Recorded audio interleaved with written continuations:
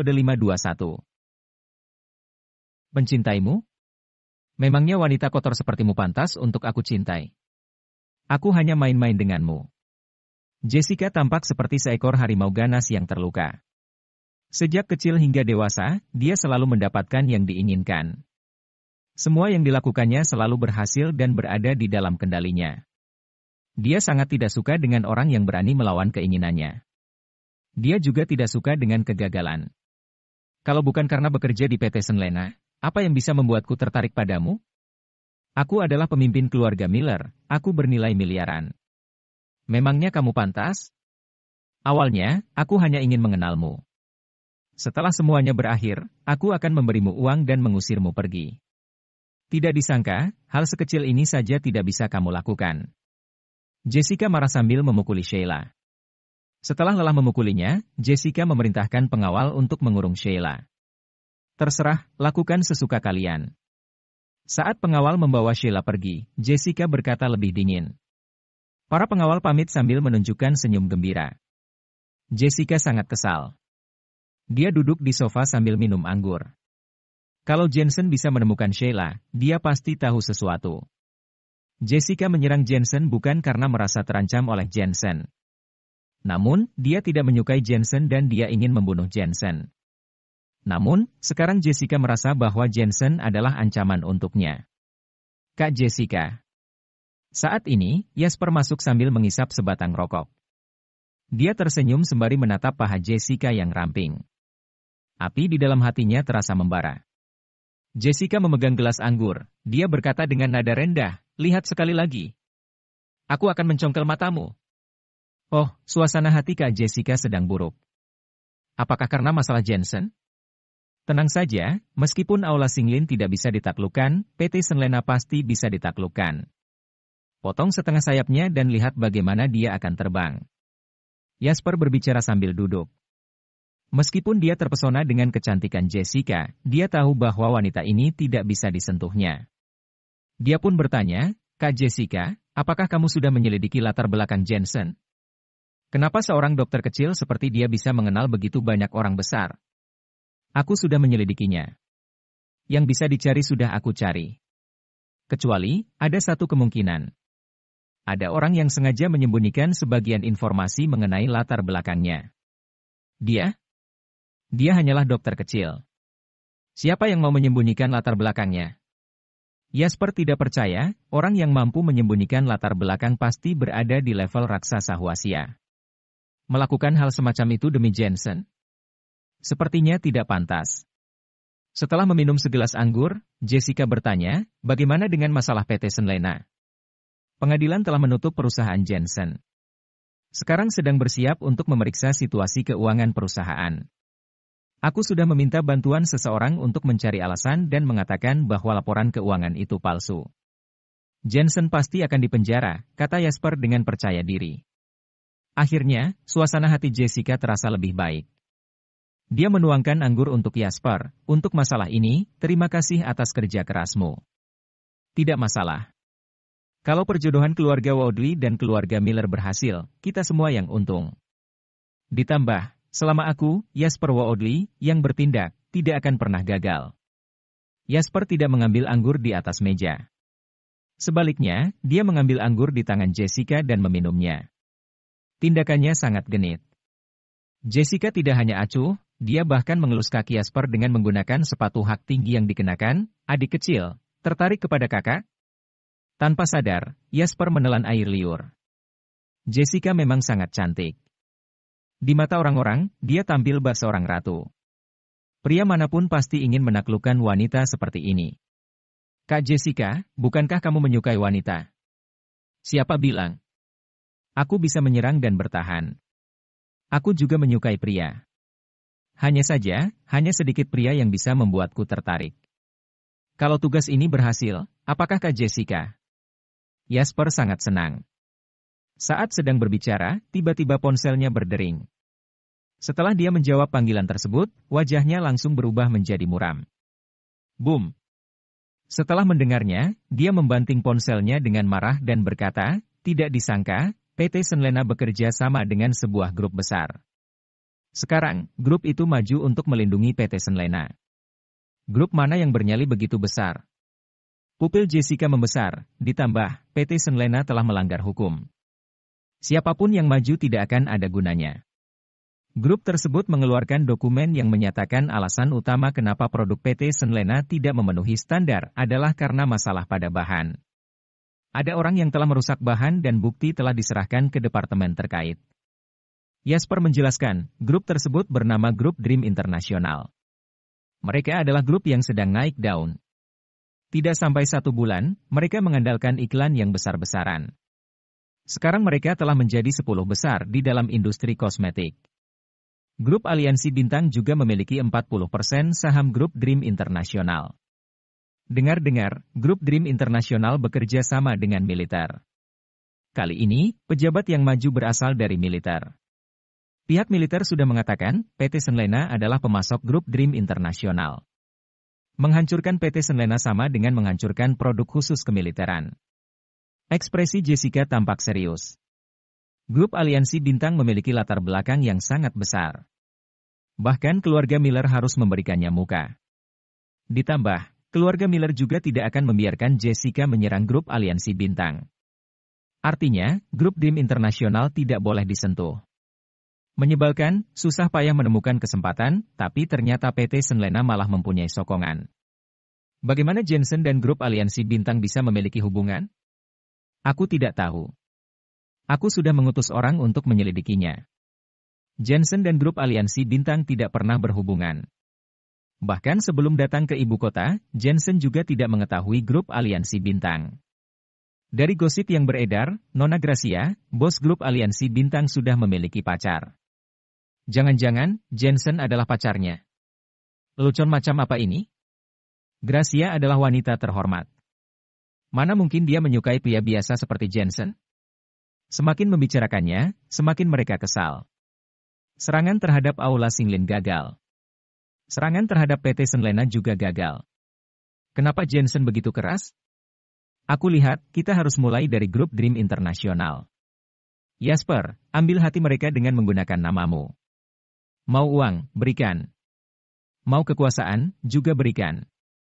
Kita juga bisa memberikan hal yang diberikan oleh PT Senlena kepada Grup Dream International. Langsung tanda tangani kontrak selama 10 tahun, sediakan bahan gratis kepada mereka selama 10 tahun. Jessica mempertaruhkan semuanya. Baik. Aku akan mengurus orang untuk menghubungi Grup Dream International. Jasper segera pergi menelepon. Jensen, kamu beruntung bisa bekerja sama dengan Grup Aliansi Bintang secara tidak langsung. Tapi, memangnya kamu bisa mengalahkanku? Aku memberikan uang dan kekuasaan. Aku bahkan membantu mempromosikan Grup Dream International secara gratis. Tidakkah mereka akan patuh dan melepaskanmu? Setelah selesai menelepon, Jasper tersenyum puas. Aku juga menyuruh perusahaan keluarga Miller untuk mempromosikan Grup Dream International secara gratis. Jessica menganggukkan kepala. Hanya saja, Grup Dream International belum membalas kita sampai sekarang. Sepertinya tidak baik membantu mereka. Secepat ini. Jasper mengerutkan keningnya. Dalam melakukan sesuatu, kita harus menunjukkan ketulusan. Dengan kedua keluarga kita mempromosikan bersama-sama, Grup Dream International pasti akan terkesan. Hal itu juga bisa membuat Grup Dream International melihat kemampuan kita. Saat waktu itu tiba, mencampakkan PT Senlena tidaklah susah. Jessica berbicara dengan percaya diri. Dia juga berpesan, saat berkomunikasi dengan bos Grup Dream International, kamu harus sopan. Jangan menggunakan status keluarga untuk menekan mereka. Kamu harus menunjukkan ketulusan. Tenang saja, selama dia bisa menghancurkan PT Senlena, aku akan memanggilnya Tuan Besar. Saat Jessica dan Jasper sedang berbicara, Jensen menerima telepon dari Natasha. Jensen, Jasper Woodley menelepon. Mereka bersedia mengeluarkan 200 juta untuk bekerja sama dengan Grup Dream International. Mereka akan menyediakan bahan selama 10 tahun tanpa syarat. Ditambah, mereka juga menggunakan nama keluarga Woodley dan keluarga Miller untuk mempromosikan Grup Dream International secara besar-besaran. Tujuan mereka adalah agar kami melepaskan PT Senlena. Suara Natasha terdengar mengejek. Episode 522. Lalu, apa yang kamu katakan pada mereka? Jensen tertawa. Aku tidak membalas mereka. Lagi pula, aku tidak mau uang dan hal lain yang mereka tawarkan. Biarkan saja dulu mereka mempromosikan kita. Baik, tapi jangan terlalu cepat menarik umpan. Pancing saja dulu. Jensen menutup telepon. Mati pun Jessica tidak akan menyangka bahwa presdir senior yang Jessica mohon adalah Jensen sendiri. Bermain ke sana-sini, akhirnya tetap kembali ke dalam genggaman Jensen. Pak Jensen, apakah kamu ada waktu? Aku ingin pergi bertemu Sheila bersamamu. Saat ini, Naura menelepon. Jensen berpikir sejenak, akhirnya dia setuju. Jensen bisa melihat bahwa Naura memperlakukan Sheila dengan tulus. Dia benar-benar memperlakukan Sheila seperti saudaranya. Dengan cepat, Naura mengemudikan mobilnya dan tiba di komplek. Dia langsung bergegas menuju rumah Sheila. Setelah membunyikan bel pintu, tidak terdengar gerakan dari dalam. 10 menit telah berlalu, akhirnya pintu dibuka. Sheila telah kembali, dia tampak lesu. Setelah melihat Naura, jelas dia marah. Sheila, ada apa denganmu? Melihat tampang Sheila, Naura sangat cemas. Kamu tidak perlu mengurusku.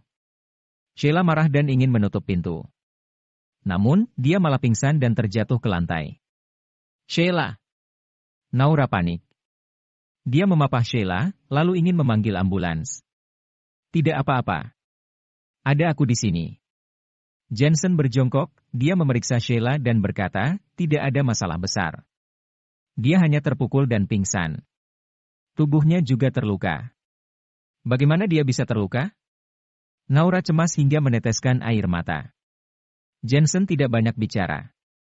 Dia tahu apa yang menyebabkan Sheila pingsan. Dia hanya berkata, masuklah dulu. Aku akan mengobatinya. Sambil berbicara, dia menggendong Sheila ke dalam ruang tamu, lalu meletakkannya di sofa. Naura tidak pikir panjang, dia langsung melepaskan pakaian Sheila. Tampak bekas luka, memar dan darah mengalir di sekujur tubuh. Sangat mengerikan. Jensen mengeluarkan bubuk giok es dan mengoleskannya pada Sheila. Harus diakui, Sheila memiliki tubuh yang indah. Dada besar dengan pinggang ramping, pria manapun pasti tidak tahan melihatnya. Tentu saja, dibandingkan dengan Elena dan Natasha, tubuh ini masih kalah. Tidak lama kemudian, perlahan-lahan Sheila sadar. Setelah melihat Naura, dia marah dan berkata, untuk apa kamu datang? Untuk pura-pura mengasihaniku? Ini Tuan Jensen, kan? Sangat muda dan tampan, pantas saja kamu mencampakkanku. Saat itu kita sudah berjanji untuk tidak akan mempercayai pria, tapi kamu? Diam-diam. Kamu mencintai pria ini. Sudah selesai menertawakanku? Kalian, pergilah. Melihat Sheila yang marah, Naura menggelengkan kepala sambil menangis dan berteriak, aku tidak menertawakanmu. Aku selalu menganggap MU seperti saudaraku. Aku berasal dari desa, keluargaku tidak baik dan aku mempunyai pacar yang tidak berguna. Semua itu sama denganmu. Saat melihatmu, aku seperti melihat diriku sendiri. Jangan munafik. Sekarang, kamu sedang panjat sosial. Sedangkan aku sedang merana. Apakah kamu senang? Sheila berteriak. Jensen sudah tidak tahan. Dia langsung menampar Sheila. Sudah cukup gilanya? Kalau bukan Naura, siapa yang peduli kamu mati atau hidup? Kalau bukan karena Naura, kamu sudah dipenjara karena mengkhianati PT Senlena dan menjebak semua orang dalam bahaya. Tapi, apakah Naura pernah membuat perhitungan denganmu? Dia menganggap MU sebagai saudara, tapi apakah kamu menganggapnya sebagai saudara? Demi uang, demi masa depanmu, kamu mengkhianatinya. Apakah tindakanmu masuk akal? Kalau masih bicara, aku akan menjebloskanmu ke penjara. Teguran Jensen membuat Sheila ketakutan sampai tubuhnya gemetar. Sheila tidak berani berbicara lagi. Pak Jensen. Naura menarik Jensen, lalu berbicara kepada Sheila. Sheila, kita menganggap satu sama lain sebagai saudara. Kita adalah saudara seumur hidup. Aku tidak pernah mencampakkanmu. Saudara? Apakah aku pantas? Air mata Sheila terus mengalir, suaranya terdengar menyesal. Pantas? Kenapa tidak pantas? Menjadi saudara tidak melihat status dan masa lalu. Yang dilihat adalah hati. Naura berbicara sambil memeluk Sheila. Naura, maafkan aku salah. Aku tidak seharusnya mengkhianatimu. Aku kira aku telah menemukan orang yang tulus mencintaiku. Alhasil, dia sama saja dengan mantan kekasihku. Dia mendekatiku dengan tujuan. Kenapa aku begitu kasihan? Aku hanya ingin dicintai dengan tulus oleh seseorang. Kenapa semua orang menindasku? Sheila menangis semakin keras, seolah-olah sangat teraniaya. Diam-diam, Jensen menggelengkan kepalanya. Orang yang malang pasti dipenuhi kebencian. Sheila memiliki temperamen yang egois. Kalau bukan bertemu dengan Naura, mungkin dia akan semakin sengsara. Aku tanya, apakah orang yang kamu bilang mencintaimu adalah Jessica Miller? Tanya Jensen. Seluruh tubuh Sheila gemetar. Dia seperti telah mendengar nama iblis. Dia menggertakkan giginya tanpa berkata apa-apa. Melihat tampang Sheila, Naura pun memohon, Pak Jensen, jangan tanyakan pertanyaan ini lagi, oke? Tanpa dia jawab, aku juga tahu. Jensen menjawab, lalu pergi. Sheila menatap punggung Jensen. Tiba-tiba, dia merasa bahwa Jensen juga adalah orang yang kejam. Dia tidak lebih lemah daripada Jessica. Sebelumnya, saat Naura membujuknya menyerahkan diri, Naura mengatakan bahwa Jensen akan melindunginya. Pada saat itu, dia merasa ucapan itu adalah lelucon. Namun, sekarang dia tidak merasa seperti itu. Jensen tidak menghiraukan masalah Sheila. Dia pergi dengan taksi dan kembali ke aula Singlin. Dr. Jensen, akhirnya kamu kembali. Sekembalinya Jensen, seorang pria tua berjalan. Menghampirinya. Dia adalah kepala dokter tradisional nasional, Master Ernest Alfie. Di sampingnya terlihat dokter negara, Alfred Wallis. Senang bertemu dengan kedua senior. Jensen sangat sopan kepada mereka. Jangan memanggil senior. Di dunia kedokteran, tidak adalah istilah senior. Di dalam suatu komunitas, pasti ada yang akan menjadi panutan. Master Ernest sangat sopan. Meskipun sudah berumur, suaranya masih lantang. Dia berkata dengan rendah hati, kedatanganku hari ini adalah untuk mempelajari keterampilan medis Dr. Jensen. Jangan bilang belajar. Anggap saja kita diskusi bersama. Jensen meminta bibinya untuk menyeduh teh. Mereka bertiga duduk di lantai satu sambil minum teh dan bertukar pandangan mengenai pengobatan tradisional. Pengobatan tradisional sangat luas dan dalam. Cara terbaik adalah banyak latihan. Setelah diskusi panjang, Jensen menghela napas dan berkata, sebenarnya, dia juga mendapatkan banyak manfaat dari berkomunikasi dengan kedua master terkenal yang salah satunya adalah Ernest Alfie. Sebagai kepala dokter tradisional nasional, sejak negara didirikan, Ernest telah melihat banyak penyakit yang sulit disembuhkan. Meskipun Jensen mewarisi kemampuan leluhurnya dan mengetahui tentang penyakit yang sulit disembuhkan, dia hanya mendengar tanpa menyaksikan secara langsung dalam praktiknya, dia jauh lebih lemah dibandingkan Ernest. Ernest teringat dengan latihan. Melihat seorang pasien yang masuk, dia pun berkata, Dr. Jensen, kebetulan ada seorang pasien. Menurutmu, penyakit apa yang dialami pasien itu? Pasien ini panas dalam. Suhu tubuhnya mudah naik. Kalau mau cepat, dia harus diberikan perawatan akupuntur. Kalau yang lambat, paling hanya bisa memberikan beberapa resep obat, kata Jensen sambil melirik pasien itu.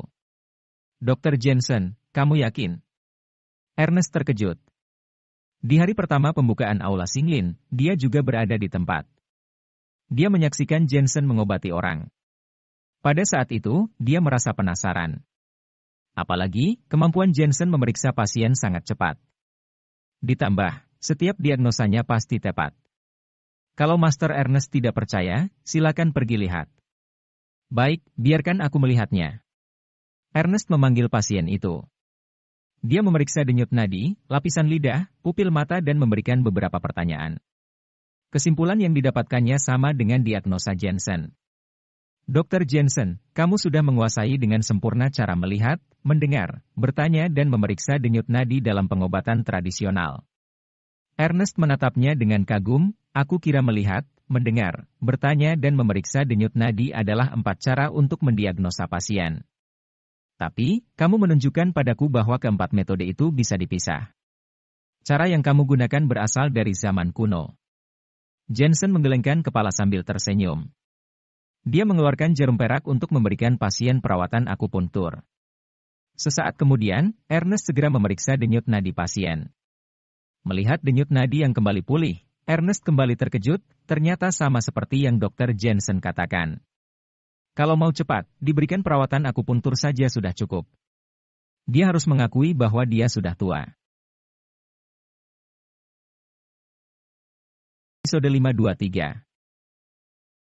Dr. Jensen, jarummu ini jenis apa? Tanya Alfred yang penasaran. Pengobatan tradisional memperhatikan 5 elemen yang saling berhubungan dan berlawanan, serta gabungan antara yin dan yang.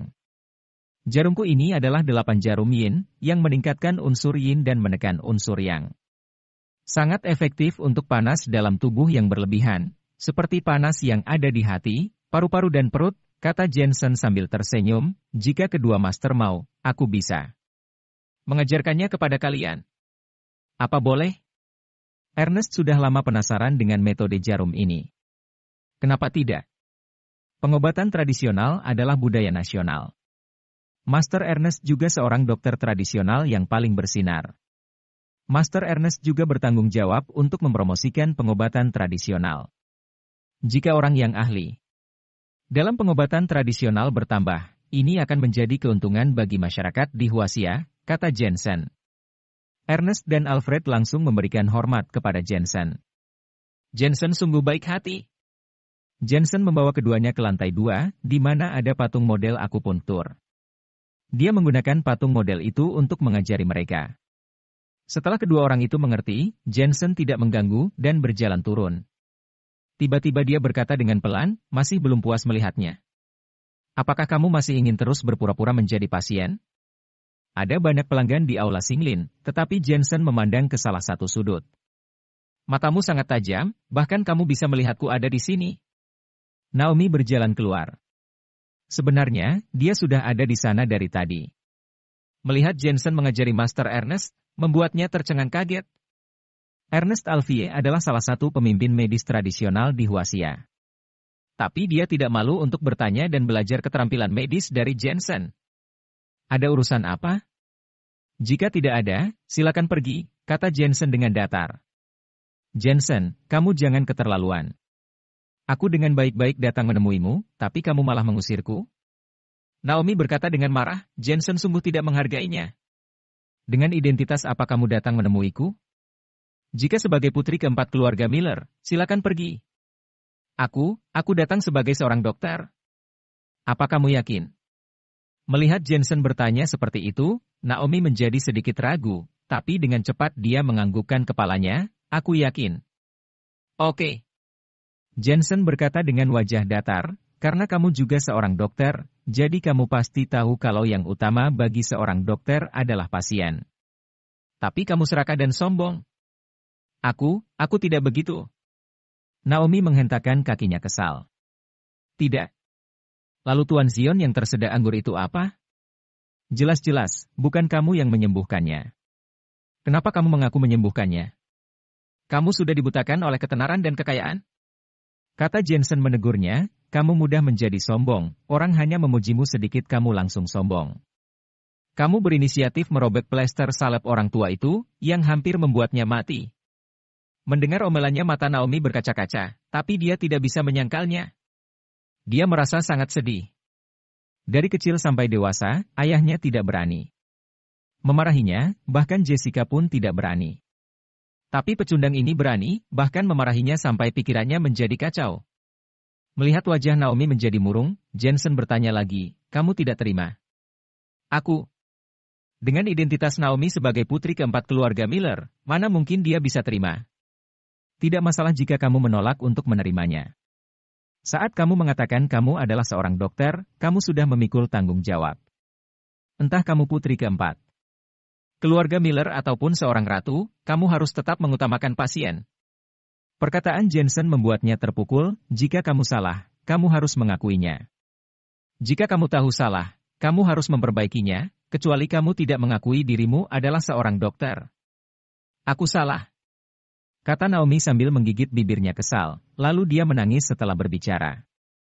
Jensen menjadi kaget. Dia tidak menyangka Naomi akan mengakui kesalahannya dan menangis. Jensen, aku ingin belajar ilmu kedokteran denganmu. Naomi ragu-ragu sesaat dan berkata dengan berani.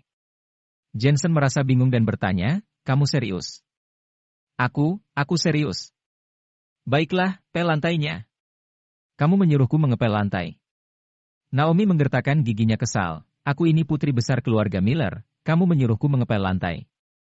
Kamu ingin belajar ilmu kedokteran, tapi kamu masih tidak mau melepaskan egomu. Jensen mencibir, kalau tidak mau, kamu pulang saja, aku tidak merekrut nona besar. Berani sekali kamu. Kata Naomi menggerutu. Ternyata dia meminta Mulin untuk membantunya mengepel lantai. Nona, jika Dr. Jensen bisa menjadi gurumu, kamu sangat beruntung. Keterampilan medis Dr. Jensen bukanlah sesuatu yang bisa ditemui di rumah sakit dan tidak semua orang dapat menjadi muridnya. Mulin berkata sambil tersenyum dan menghiburnya, aku seorang dokter terkenal di kota Asmenia. Aku berasal dari keluarga dokter tradisional dan aku juga lulus dari universitas terkenal di luar negeri. Dulu, saat aku meminta Dr. Jensen untuk menjadi guruku, aku bahkan harus berlutut sambil memegang teh. Dan lihatlah Melody, putri dari orang kaya di kota Asmenia, bukankah dia juga membuang statusnya demi belajar kedokteran? Mendengar ini, Naomi terkejut dan berkata, aku tahu, aku hanya tidak suka dengan nada bicara Jensen. Selesai berbicara, mereka pun mengepel lantai dengan benar. Jensen meliriknya, tapi pandangannya mengenai Naomi sedikit berubah. Gadis itu ternyata tidak seegois seperti yang dia bayangkan. Saat ini, sebuah mobil Audi berhenti di luar. Pintu mobilnya terbuka dan kemudian Mike berjalan menghampiri Jensen dengan gembira.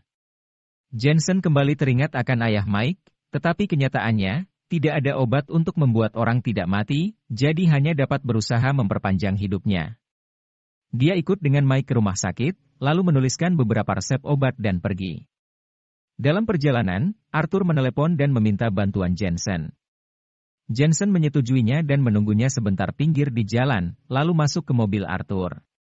Di dalam mobil, Arthur menghela napas dengan emosi. Jensen, Aula Singlimu saat ini sudah terkenal di ibu kota. Dr. Alfred yang terkenal itu dan kepala medis tradisional nasional Master Ernest secara pribadi ikut mempromosikannya. Pada awalnya saat di pesawat, aku tidak menyangka kamu bisa mencapai prestasi seperti ini. Semuanya karena keberuntungan saja, terima kasih atas bantuan Kak Arthur. Kata Jensen dengan rendah hati. Saat itu, ada SMS masuk di ponselnya. Ternyata SMS itu dari Jasper. SMS tersebut mengatakan kalau dia merasa terhormat bisa mengenal bos grup Dream Internasional, tertanda Jasper Woodley dari keluarga Woodley. Sepertinya Jasper mencarinya karena ingin mengancam PT Senlena. Jensen hampir tertawa. Jika Jasper tahu kalau orang yang dia mintai tolong adalah Jensen, bagaimana perasaannya? Dia terlalu malas memedulikannya. Jensen berkata kepada Arthur, Kak Arthur, bagaimana dengan masalah PT Senlenaku? Jangan khawatir, kakak pertamaku sudah mengurusnya, sepertinya nanti siang juga sudah selesai. Lalu PT Senlena bisa buka seperti biasa, kata Arthur menenangkannya. Jensen akhirnya bisa menghela napas lega. Semuanya menjadi sangat mudah jika memiliki koneksi. Baru 1 hari setelah PT Senlena ditutup, sekarang sudah bisa buka kembali. Kalau perusahaan lain, pasti sudah terancam bangkrut. Tak lama kemudian, mobil itu berhenti di sebuah rumah yang sepi. Setelah keduanya turun dari mobil, Jensen bertanya dengan kaget, Kak Arthur, ini. Hehe, teman dekat kakak pertamaku ada sedikit masalah, jadi aku ingin memintamu untuk membantunya. Ternyata begitu. Keduanya memasuki rumah itu dan masuk ke aula. Aula itu dihiasi dengan dekorasi kuno dan penuh dengan lukisan kaligrafi di mana-mana. Lukisan-lukisan ini terlihat kuat dan cukup bergaya. Awalnya Jensen tidak sengaja melihatnya, tetapi lama-kelamaan dia merasa lukisan-lukisan terlihat sedikit tidak biasa. Terlihat ada seni bela diri dalam lukisan ini. Arthur, kamu sudah datang. Seorang pria parubaya yang gagah menyambutnya, di sampingnya adalah Adam Carson. Tuan Baldwin, Kak. Arthur menyapa keduanya dan memperkenalkan Jensen. Arthur, apakah dia dokter yang kau undang itu? Pria parubaya yang gagah itu merasa sedikit ragu. Bukankah dokter ini masih terlalu muda? Jangan khawatir, aku bisa menjamin kemampuan medis Jensen. Selain itu, dia juga dokter dari Aula Singlin, kata Adam menjelaskan. Walaupun Aula Singlin sekarang terkenal, tidak berarti semua mengetahuinya, seperti pria paruh baya itu, yang tidak tahu apa-apa. Episode 524. Oh begitu, kalau begitu coba saja. Pria paruhbaya yang dipanggil Baldwin itu mengangguk, tapi wajahnya penuh keraguan, sepertinya karena dia sungkan jadi dia menerimanya. Jensen tahu kalau dia adalah bos dari Biro Kebudayaan dan memiliki hubungan yang baik dengan Arthur. Karena alasan inilah Arthur mengundang Jensen untuk membantu memeriksa pasien. Terlalu malas untuk meladeni Baldwin, Jensen memikirkan Elena dan langsung bertanya, Kak Adam, apakah istriku Elena berlatih di bawah pimpinanmu? Ya benar dan aku sendiri yang mengajarinya, kata Adam sambil tersenyum dan mengangguk. Terima kasih, Kak Adam, tapi Elena tetaplah seorang gadis, aku takut. Jensen sangat takut latihan Elena akan terlalu sulit. Sebelumnya aku sudah pernah mendengar kalau kamu orang yang sangat memanjakan istrimu. Melihatmu hari ini, ternyata benar. Adam tidak bisa berkata-kata, hanya menggelengkan kepalanya. Jensen, aku bisa menjanjikan hal-hal lain, tapi dalam hal pelatihan, aku tidak akan bisa bermurah hati. Seperti bunga di rumah kaca, tidak tahan angin dan hujan, hanya ada 1000 cobaan dan kesengsaraan, barulah dia bisa menjadi raja prajurit yang sebenarnya.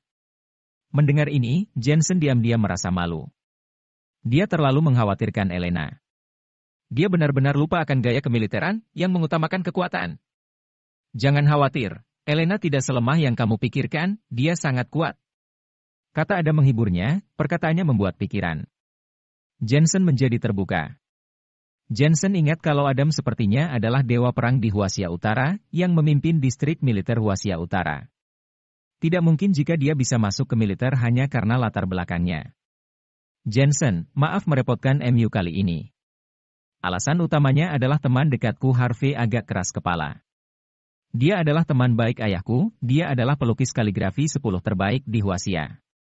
Karya-karyanya sangat berharga dan telah dijual di lelang seharga ratusan juta, kata Adam sambil menarik Jensen ke arah sebuah tirai.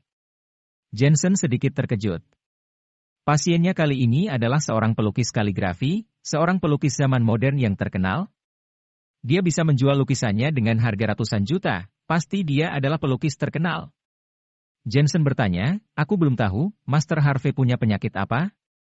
Adam, sudah kubilang, penyakitku ini tidak perlu diobati.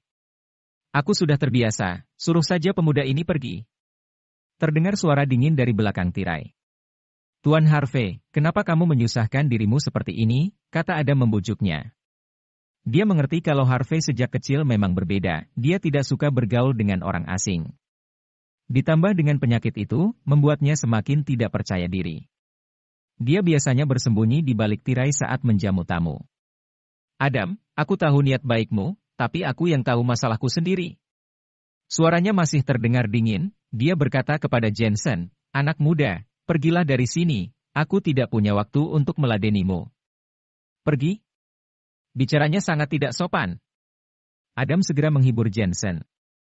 Jensen mengerti kebanyakan pelukis itu sifatnya agak berbeda. Dia tersenyum dan berkata, Master Harvey, jika itu adalah penyakit biasa, aku tidak tertarik untuk mengobatinya. Jika itu penyakit yang sulit dan rumit, aku tertarik. Kamu sangat berpura-pura. Harvey mencibir dan memerintahkannya pergi. Adam, jika dia tidak pergi, maka kalian semua pergi. Dia bahkan tidak menghargai Adam.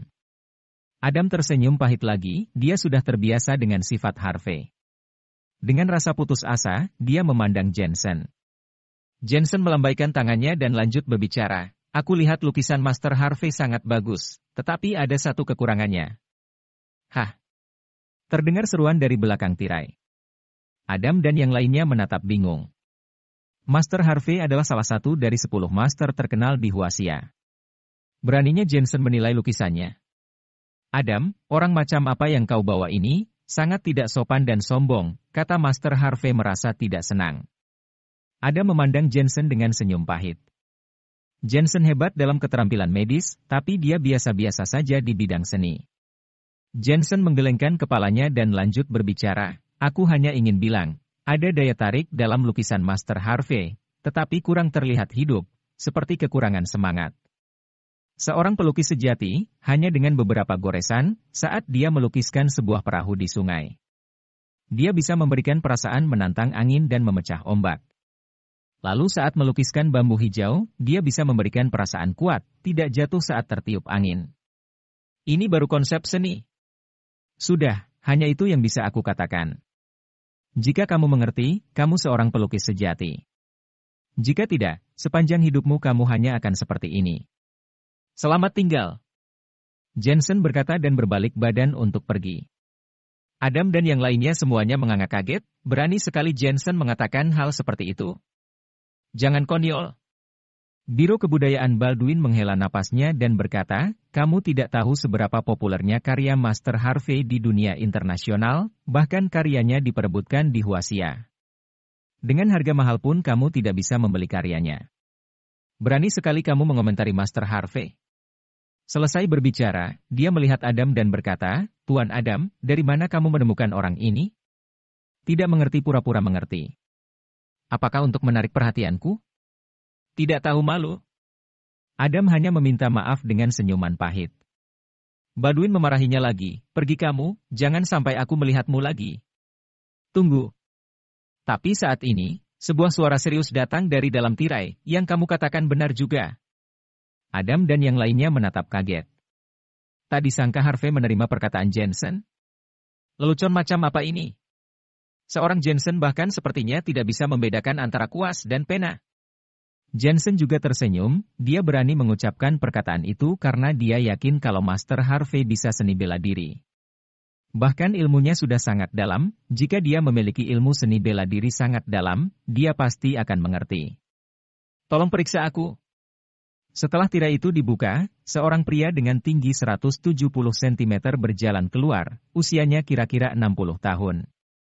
Tubuhnya masih terlihat sehat, tapi wajahnya terlihat aneh. Semua bagian wajah terjepit menjadi satu, seolah-olah terhimpit dalam kepalan tangan. Kelumpuhan wajah? Jensen melihat sesuatu. Orang tua itu mengangguk, sejak 10 tahun yang lalu, karena alasan ini, aku tidak pernah tampil di depan umum. Aku merasa tidak percaya diri dan malu. Jensen menggelengkan kepalanya, lalu berkata sambil tersenyum, mungkin karena Master Harvey tidak pernah muncul di depan umum, membuatnya menjadi misterius jadi karyanya sangat berharga. Koleksi lukisan memang seperti ini. Semakin langka dan misterius, semakin tinggi juga harganya di pasaran. Sama seperti pelukis terkenal di zaman modern. Setelah pelukisnya meninggal, karyanya baru menjadi berharga. Master Harvey mengangguk, dia setuju dengan pandangan Jensen itu dan bertanya, apa kelumpuhan wajahku ini bisa diobati? Tidak sulit. Jensen mengeluarkan jarum peraknya. Master Harvey menjadi bersemangat dan bertanya lagi, apa kamu yakin? Tentu saja, kamu hanya perlu duduk. Jensen mengangguk dan menghampiri Master Harvey untuk melakukan akupuntur. Master Harvey merasa kehangatan di wajahnya dan dia semakin bersemangat. Wajahnya sudah mati rasa selama bertahun-tahun. Melihat Jensen bisa mengobatinya, Adam merasa senang. Baldwin tercengang kaget, lalu tersenyum pahit, aku salah sudah meremehkannya. Hehe, sudah kubilang keterampilan medis Jensen sangat hebat, sekarang kamu percayakan, kata Arthur dengan bangga, seolah-olah dia yang menyembuhkan Master Harvey. Tak lama kemudian, wajah Master Harvey bisa digerakkan. Pertama dia mengerutkan keningnya, lalu menggerakkan hidungnya. Dia sangat senang sampai tidak bisa menutup mulutnya. Ini disebabkan oleh penyumbatan di pembuluh darahnya.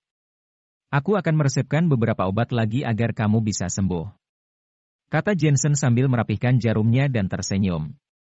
Terima kasih adik. Master Harvey tidak berani merendahkan Jensen lagi. Dia berdiri dan memberi hormat. Kemudian, matanya menatap Adam dan semua yang berada di sana. Saat itu, dia tidak bisa berkata-kata. Adam mengerti maksudnya dan berkata, Tuan Harvey, kami masih ada urusan, kami harus pergi dulu. Jensen, aku serahkan Master Harvey kepadamu. Setelah mereka pergi, Arthur tetap menunggu Jensen keluar di gerbang rumah itu. Episode 525.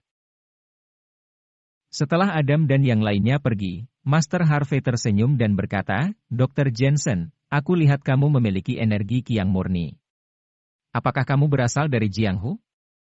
Tidak, energi Qi ini diturunkan dari leluhurku. Jensen menggelengkan kepalanya, dia sudah menebak kalau Master Harvey akan mengatakan hal ini. Tidak baik jika Adam dan yang lainnya tahu terlalu banyak mengenai dunia Jianghu, jadi dia menyuruh mereka pergi terlebih dahulu. Aneh, padahal energi Qi Dr. Jensen sangat kuat, tapi ternyata dia bukan dari dunia Jianghu. Tak disangka di dunia sekuler ini ada master yang hebat seperti dia. Master Harvey tampak terkejut dan menambahkan, sebenarnya, aku berasal dari Wudang. Apa Wudang juga termasuk dalam 4 sekte besar? Tanya Jensen penasaran.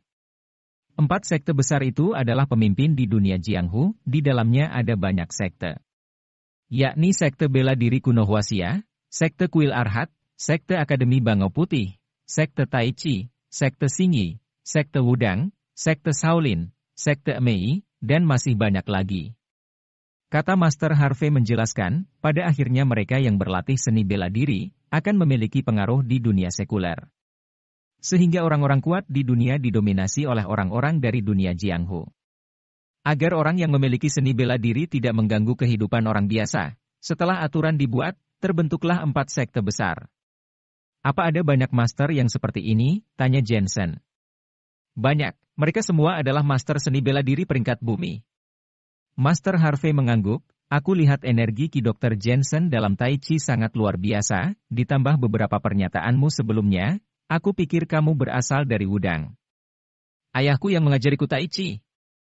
Pantas saja, walaupun kamu tidak berasal dari Wudang, tapi kamu pandai dalam Tai Chi, kamu seperti orang yang berasal dari Wudang. Pedang Wudangku ini, pemberian seseorang kepadaku karena aku membantunya membuat lukisan. Hari ini aku memberikannya untukmu. Master Harvey masuk ke dalam ruangan, lalu keluar dengan sebuah kotak. Setelah membukanya, ada pedang panjang setipis sayap ulat sutera. Entah terbuat dari logam apa, tapi warna pedang ini terang dan juga sangat tajam. Jensen mengambil pedang panjang itu dan mencobanya. Pedangnya sangat lentur, tetapi setelah kinya terserap masuk ke dalam pedang itu langsung lurus dan keras seperti besi. Pedang yang sangat bagus. Mata Jensen menjadi bersinar. Pedang ini dibuat oleh orang-orang zaman dulu. Meniru pedang cenging dari dinasti Shang dan ditambahkan hiasan meteorit. Bisa menjadi keras dan lentur, sangat cocok dijadikan pedang untuk Tai Chi. Master Harvey tersenyum sambil berkata, meskipun aku belajar seni bela diri Wudang, tapi ilmu Tai Chi ku biasa-biasa saja. Daripada pedang itu hanya terkubur di tanganku, lebih baik pedang itu dihadiahkan kepada seorang pahlawan. Setelah diam sejenak, dia menambahkan, bagaimana kalau kamu mencoba pedangnya? Baiklah. Jensen sangat hebat dalam Tai Chi dan juga bisa menggunakan pedang Tai Chi, hanya saja dia jarang menggunakannya. Lagi pula pedang Tai Chi lebih sulit digunakan. Itu dibagi menjadi 4 macam teknik pedang cepat, teknik pedang lambat, teknik pedang ilusi, dan teknik pedang nyata. 4 teknik pedang itu tampak sederhana, tetapi dapat dikembangkan menjadi 98 macam teknik pedang, sangat misterius. Pencapaian Jensen dalam pedang Tai Chi baru di tahap awal. Terlihat gerakannya sangat anggun saat memegang pedang dan menari. Saat dia cepat, gerakannya sangat kuat. Saat dia lambat, gerakannya sangat tenang. Saat dipraktikkan tekniknya sulit dibedakan, keterampilannya sangat hebat. Teknik pedang misterius ini tiba-tiba mengejutkan Master Harvey, seolah dia melihat teknik pedang terindah tapi juga paling berbahaya di dunia. Dia tanpa sadar mengambil kuas dan ikut menari dengan kuasnya, menggambar tarian pedang Jensen ke dalam lukisan itu. Setelah beberapa waktu, Jensen menyimpan pedangnya dan berjalan menuju Master Harvey. Setelah melihat lukisan Master Harvey, dia pun tersenyum. Dr. Jensen, tolong beri aku masukan, kata Master Harvey dengan hormat. Dia tahu kalau dalam hal melukis, dia lebih hebat dari Jensen, tetapi dalam konsep seni bela diri, Jensen lebih hebat darinya. Dan ini adalah konsep seni Tai Chi Yin Yang. Jensen tersenyum, mengambil kuas dan menambahkan beberapa goresan. Goresan ini menggambarkan bayangan pedang. Dari dekat, pedangnya terlihat sangat kuat sekeras angin. Tapi dari kejauhan, pedangnya terlihat tenang dan lembut, sangat misterius. Hanya dengan beberapa goresan Jensen berhasil menggambarkan suasana dalam Tai Chi. Seluruh tubuh Master Harvey gemetar kaget, lalu berkata dengan kagum, sentuhan akhir yang sempurna. Dia akhirnya bisa melihat konsep seni dalam lukisan itu, yang tidak dapat bisa dia capai sepanjang hidupnya. Terima kasih, Master Jensen. Dia tiba-tiba menatap Jensen dan membungkuk. Mungkin orang lain bisa mengajarkan keterampilan dasar, tetapi konsep seni dalam melukis bukanlah sesuatu yang dapat diajarkan oleh orang biasa. Aku hanya sembarangan memberi masukan, dengan memusatkan semuanya pada Tai Chi Yin Yang, kata Jensen dengan santai. Melihat pedang panjang di tangannya, dia bergumam, karena pedang ini dibuat meniru Chenying dari dinasti Shang, kalau begitu aku akan menyebutnya bayangan merah. Master Jensen, tunggu. Master Harvey bergegas ke ruang belakang dan mengeluarkan ikat pinggang khusus, yang sebenarnya adalah perlengkapan pedang dan bisa menjadi tempat untuk menaruh pedang bayangan merah itu. Jensen sangat gembira dan sedang berpikir bagaimana cara membawa pulang pedang itu. Bagaimanapun juga orang-orang bisa mengiranya gila, kalau dia berjalan-jalan dengan membawa pedang. Sekarang semuanya jadi mudah, dia akan membuatnya menjadi sabuk.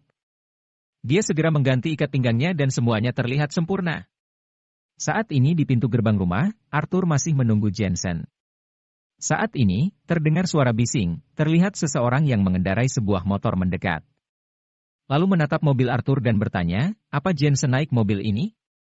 Arthur mengerutkan keningnya sambil melihat orang itu dan mengangguk. Baguslah, temannya Naura ada di tempat ini, jika kamu menginginkannya, suruh Jensen segera datang. Pria itu meninggalkan sebuah surat dan pergi dengan sepeda motornya. Arthur merasa sangat bingung, berani sekali orang itu. Dia membuka amplop itu dan wajahnya langsung muram. Ternyata, temannya Jensen diculik. Berani sekali orang ini, bahkan dia berani mengusik Jensen. Arthur ingin memberitahu Jensen, tetapi melihat Jensen masih sibuk, dia dengan cepat pergi ke sana sendirian. Karena Jensen sudah membantunya menangani Master Harvey, dia harus membantu Jensen menangani masalah ini. Saat ini di sebuah kantor yang mewah. Prak! Jessica dengan marah membuang barang-barang di atas meja, terlihat seperti bidadari yang sedang menebarkan bunga. Pena tajam menggores wajah sekretarisnya, tetapi sekretaris itu masih tertunduk dan tidak berani berbicara. 5 menit kemudian, sekretaris itu berkata dengan gemetar, Nona Jessica, mengenai promosi itu, jika ingin ditarik kembali sepertinya bisa memakan waktu sebulan. Bagaimanapun perintahnya sudah diturunkan dan setiap perusahaan di Huaxia sudah mempromosikan grup Dream Internasional. Dan perlu sedikit waktu untuk menarik kembali baliho, iklan di internet dan yang lainnya. Untuk masalah promosi, cara tercepatnya adalah dengan memberi perintah. Dengan satu panggilan telepon, semua perusahaan besar akan cepat mengurusnya. Tapi perlu waktu untuk mengambilnya kembali. Yang lainnya biarkan saja, tapi baliho harus dilepas. Ini saja akan memakan banyak waktu. Keluar kamu. Jessica melempar cangkir dan mengenai kepala sekretaris itu. Sial. Amarah di hatinya masih belum menghilang. Dalam menghadapi grup Dream Internasional, dia menghasut mereka dengan uang, tetapi pihak lain mengabaikannya. Dia membujuknya dengan nama keluarga Miller, pihak lain bahkan tidak menjawab teleponnya. Dan dia mendapat kabar kalau siang ini, PT Senlena akan dibuka kembali. Mereka hanya memikirkan hubungannya dengan grup Dream Internasional dan tidak menghargai Jessica sama sekali. Promosi yang dia buat untuk grup Dream Internasional, yang sudah membuatnya mengeluarkan banyak uang, membuat perusahaan keluarga Miller rugi besar.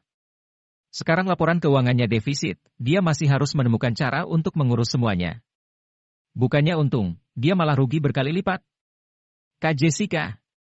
Saat ini, ada panggilan telepon dari Aspar, suaranya terdengar marah. Jangan khawatir, aku telah bekerja sama dengan Titus Harper untuk menangkap Naura. Jika Jensen pergi ke sana, dia pasti akan mati.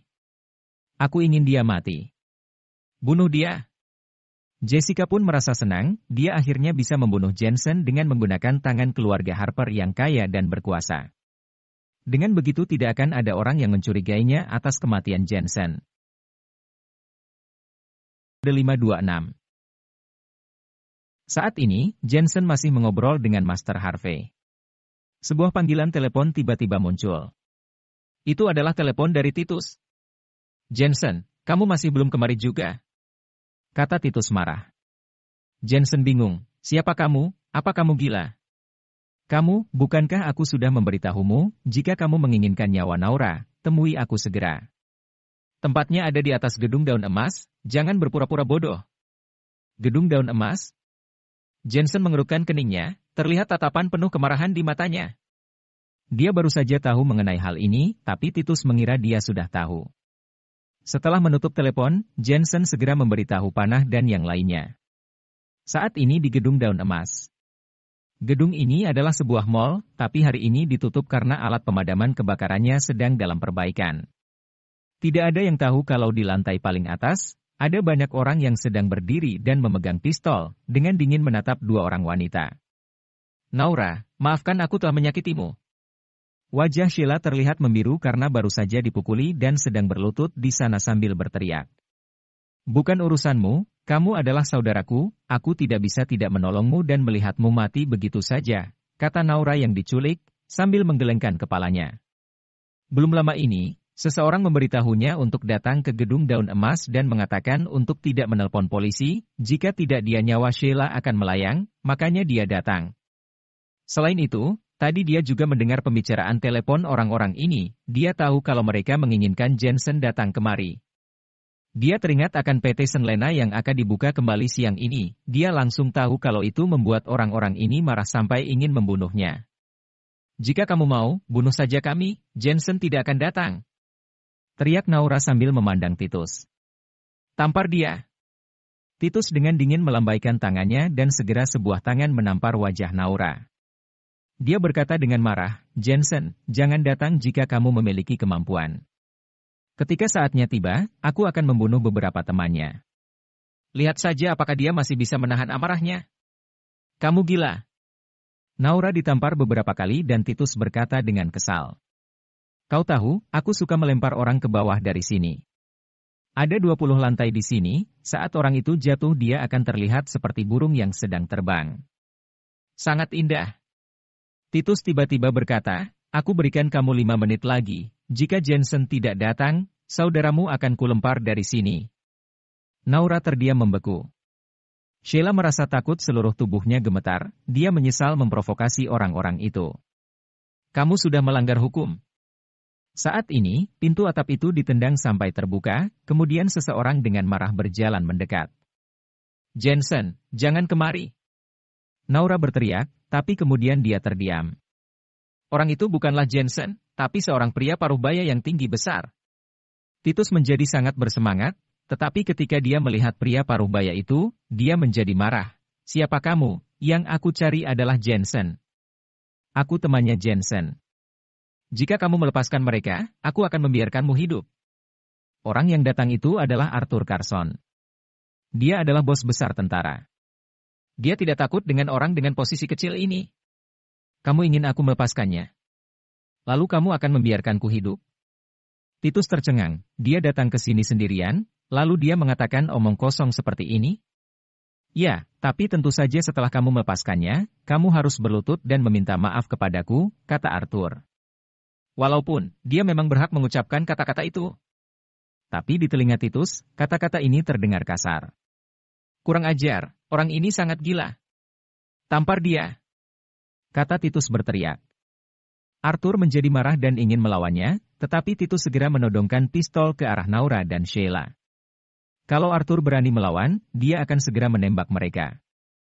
Walaupun dia memiliki seni bela diri yang bagus, dia tetap tidak bisa menghentikan sebuah peluru.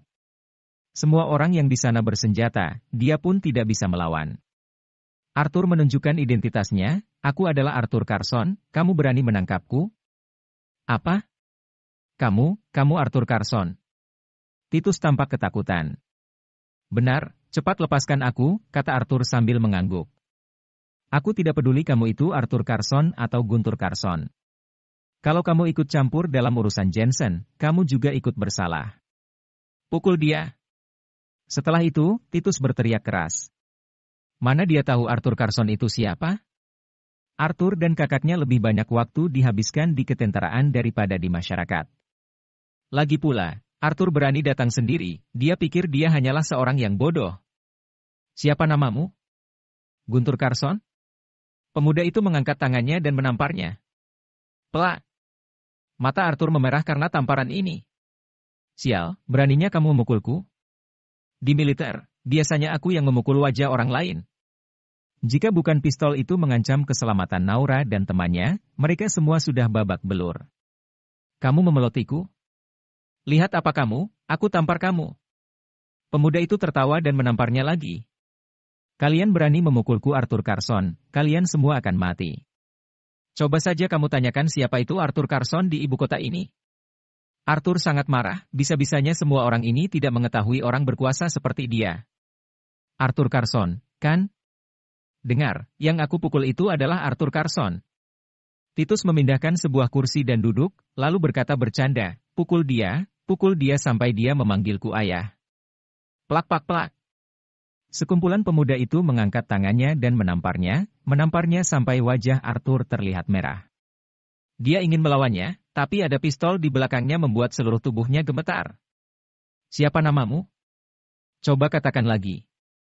Titus masih bercanda, coba katakan lagi, siapa nama ayahmu, apa namanya Titus? Aku belum selesai denganmu. Kata Arthur dengan marah. Aku paling suka orang yang keras kepala, pukul dia lagi.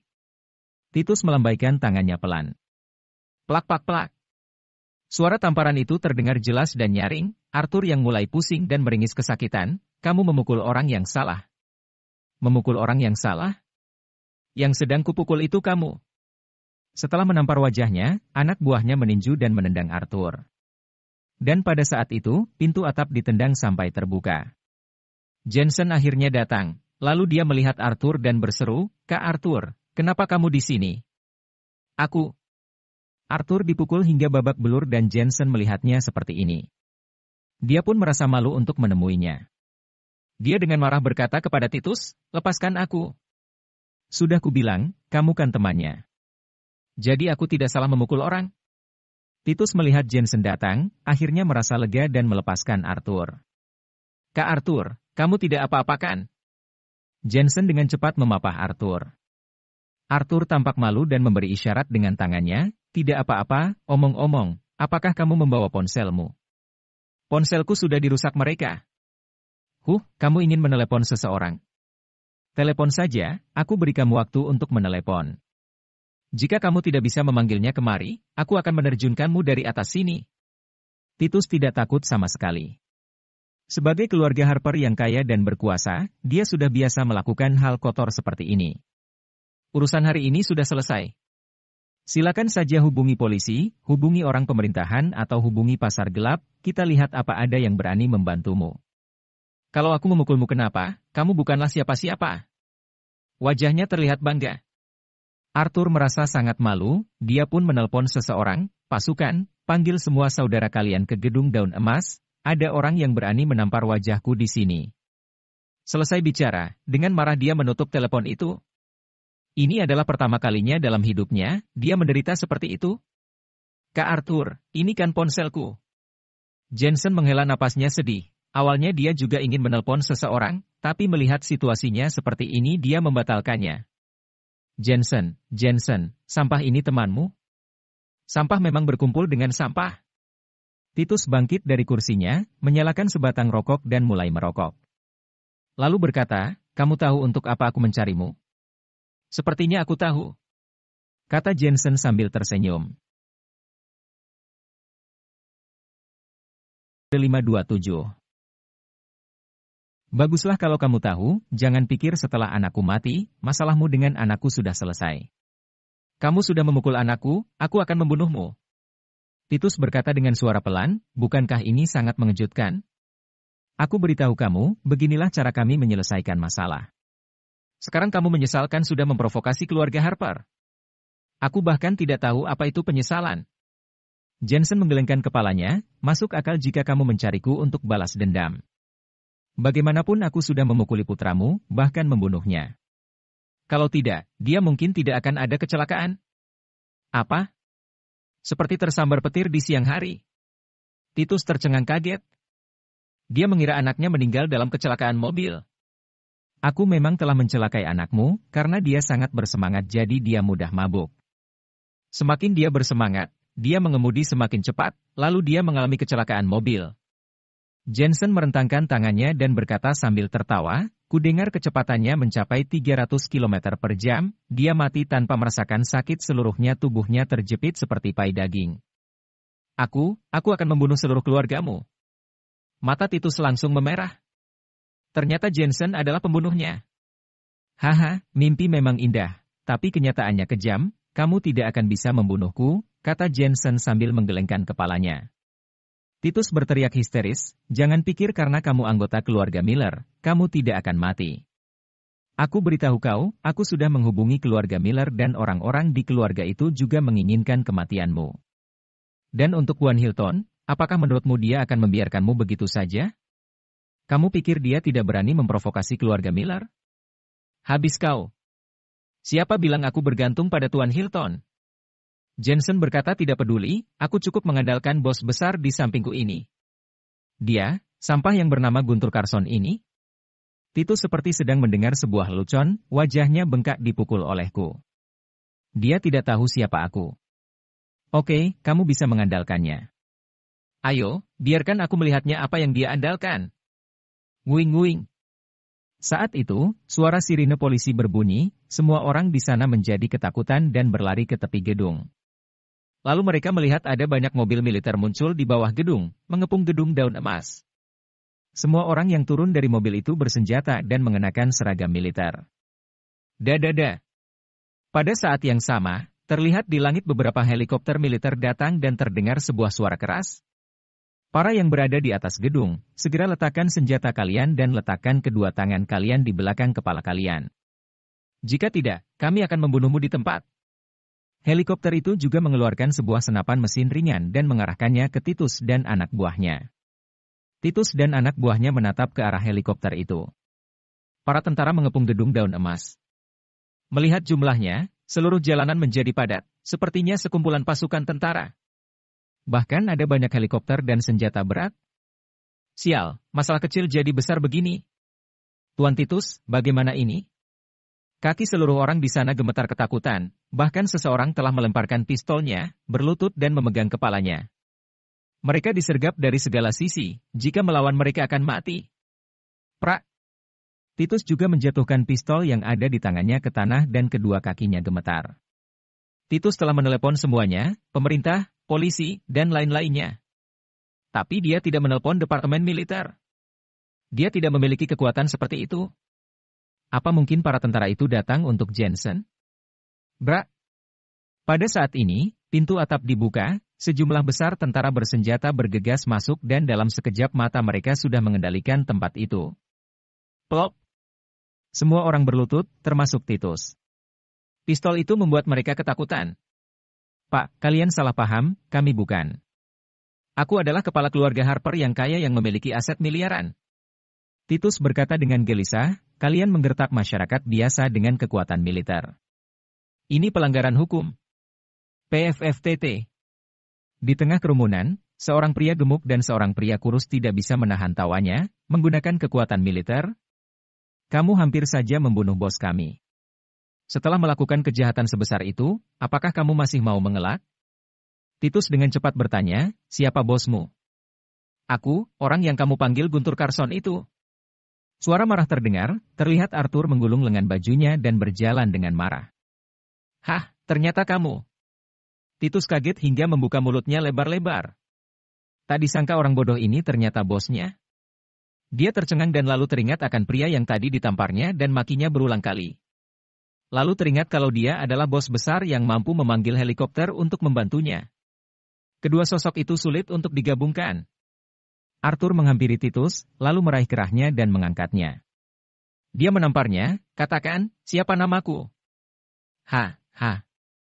Setelah ditampar berulang kali Titus menjadi bodoh dan lupa namanya. Benar, Guntur Carson. Pelak. Arthur menampar Titus sampai giginya copot. Bos, sudah jangan pukul lagi. Aku ingat, namamu Arthur Carson. Aku benar-benar tidak tahu kalau kamu seorang bos besar, kata Titus sambil menangis. Bukankah kamu bilang, kalau yang kamu pukul itu Arthur Carson? Arthur menamparnya lagi. Bos, tadi aku tidak tahu. Bukankah kamu bilang, kalau kamu memukulku agar aku memanggilmu ayah? Dia menamparnya lagi. Titus ditampar dengan kencang, lalu berlutut dan berkata, ayah. Dia langsung menyerah. Aku tidak punya anak sepertimu. Arthur masih menamparnya, membalas penderitaan yang dia rasakan sebelumnya dan mengembalikannya 2 kali lipat. Tampar mereka juga, kata Arthur berteriak pada pasukannya. Semua anak buah Titus ditampar dan tidak ada yang berani melawan, mereka semua menangis minta ampun. Jensen menggelengkan kepalanya, dia tahu kalau Titus tidak akan mau merendahkan dirinya. Ternyata setelah Arthur kelelahan menamparnya, dia berjalan berbalik dan berkata, "Jensen, jangan khawatir. Mulai sekarang tidak akan ada keluarga Harper di ibu kota ini. Dengan nama keluarga Carson, aku akan membuatnya mendekam di penjara." "Pak, kamu tidak bisa melakukan ini hanya kesalahpahaman." Dengan wajah membiru Titus memohon belas kasihan, "Aku mengenal orang dari keluarga Woodley, mereka pasti akan membelaku. Bagaimana kalau kalian melepaskan aku kali ini dan kedepannya aku akan membantumu?" "Keluarga Woodley bukan apa-apa, aku orang dari keluarga Carson elit ibu kota." Arthur berteriak keras. Titus kaget sampai jatuh pingsan. Di ibu kota keluarga Carson adalah keluarga bangsawan yang lebih menakutkan daripada keluarga Woodley, kali ini dia mengusik orang yang salah. Jensen berjalan menuju Sheila, lalu menatapnya dan berkata, "Mengenai masalah ini, kamu pergi dan serahkan dirimu ke polisi, itu adalah satu-satunya jalan keluar bagimu." Sheila memandang Jensen ketakutan, lalu perlahan mengangguk, "Aku berjanji akan menyerahkan diri, tapi aku tidak berani mengatakan siapa yang ada di balik semuanya ini." "Terserah kamu, kamu boleh menyalahkan Titus." Jensen mengangguk dan pergi bersama Naura. Karena Sheila, Naura hampir ada dalam bahaya. Jensen sangat kesal saat melihatnya. Untungnya, dia mau bekerja sama dan menyerahkan dirinya, jika tidak Jensen mungkin tidak akan melepaskannya begitu saja. Adapun orang-orang di balik layar itu, Jensen tahu siapa orangnya, tapi dia juga tahu jika hanya dengan pengakuan Sheila, dia tetap tidak akan bisa membuat Jessica bergerak. Satu-satunya yang bisa membuat Jessica bergerak hanyalah keluarga Miller. Keesokan harinya, semua stasiun TV besar melaporkan bahwa keluarga Harper yang kaya dan berkuasa telah melakukan kejahatan komersil dengan menyelundupkan properti mereka. Semua harta benda mereka disita dan penanggung jawabnya dijatuhi hukuman berat. Sekarang, keluarga Harper tidak lagi berkuasa di ibu kota. Tapi Titus sangat pintar, dia menerima semua tuduhan dan dia tidak berani menyebut Jessica dan Yaspar. Ini adalah hasil akhir yang sudah diduga Jensen, tidak ada yang boleh mengusik keluarga Carson. Lalu Jensen pergi ke aula Singlin untuk bekerja seperti biasa, tetapi dia tahu Jessica pasti akan kesal saat mengetahui kejadian ini.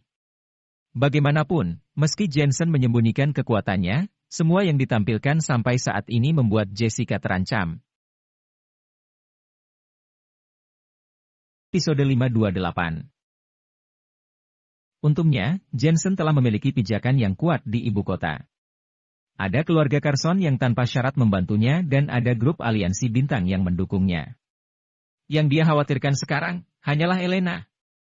Dia takut Jessica akan mempersulit Elena. Sambil memikirkannya, Jensen pergi ke aula Singlin. Cuaca hari ini cerah, meski sangat dingin tapi ada matahari, membuat semakin banyak orang yang sakit. Jensen berdiri di gerbang, menghindari matahari, hatinya terasa lega. Segera setelah aula Singlin dibuka, perjuangannya melawan keluarga Miller selangkah lebih dekat. "Kulitmu kan sudah hitam, kenapa masih takut matahari?" Pada saat ini, sebuah suara yang licik dan kejam terdengar, terlihat Naomi mengenakan pakaian putih seperti seorang putri kecil cantik. Semua orang di sekitar memperhatikannya, terutama para pria, mulut mereka sampai berliur. Gadis ini gigih juga, sepertinya dia benar-benar ingin belajar kedokteran. Hanya saja perkataannya masih terdengar menyakitkan. "Kamu yang berwajah jelek saja masih hidup," jawab Jensen dengan malas. Mendengarnya wajah Naomi langsung berubah, siapa yang memberi pecundangnya kepercayaan diri.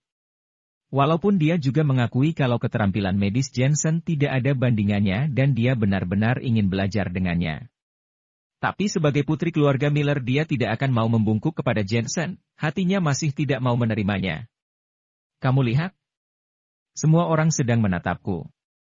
Apa menurutmu aku terlihat sangat muda dengan jaket buluku ini?" tanya Naomi, sambil memutar badannya. Jika orang lain melakukan ini, itu hanya akan mengundang ejekan. Tetapi karena Naomi cantik, makin banyak orang yang memperhatikannya. Supermodel dan selebriti populer bahkan tidak bisa mengalahkan kecantikannya. Jensen diam-diam tertawa, dia tahu kalau jaket bulu ini pasti mahal. Setidaknya itu 100.000 yuan, apa tidak apa-apa dijemur seperti itu?